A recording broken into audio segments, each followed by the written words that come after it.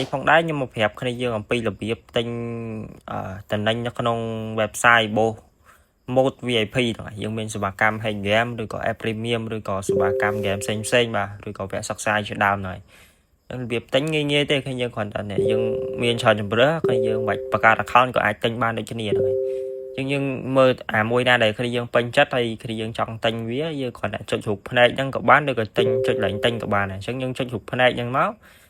វាចូលដល់កន្លែងមួយកន្លែងនេះគឺយើងដាក់ Gmail របស់គ្នាយើងទៅណា Gmail អីក៏បានដែរឬក៏បាច់ដាក់ក៏បានដែរតែទូទៅខ្ញុំ recommend ឲ្យយើងដាក់ Gmail ទៅណាហើយដាក់ username Telegram របស់គ្នាយើងមួយបាទប៉ុណ្្នឹងមកយើងចុចគ្រីសហើយនេះមួយមកបាទឃើញទេមកអត់មានអីពិបាកទេណាយើងចុចនេះបង់ប្រាក់ទៅណាវានឹង load QR ឲ្យគ្នាយើងហើយណា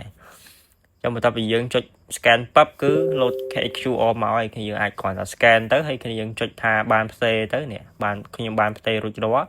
គឺវានឹងឲ្យគ្នាយើងហើយតែបើអត់បានទេគឺ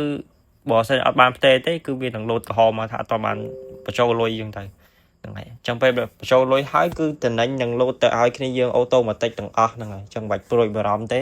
បើសិនជាមានបញ្ហាអីមួយកើតឡើងហើយយើងអាចឆាតមកខ្ញុំបានឬក៏ឆាតទៅ support ដែលខ្ញុំបានដាក់ contact នៅលើ Telegram ឬក៏នៅលើ website ណាហ្នឹងហើយ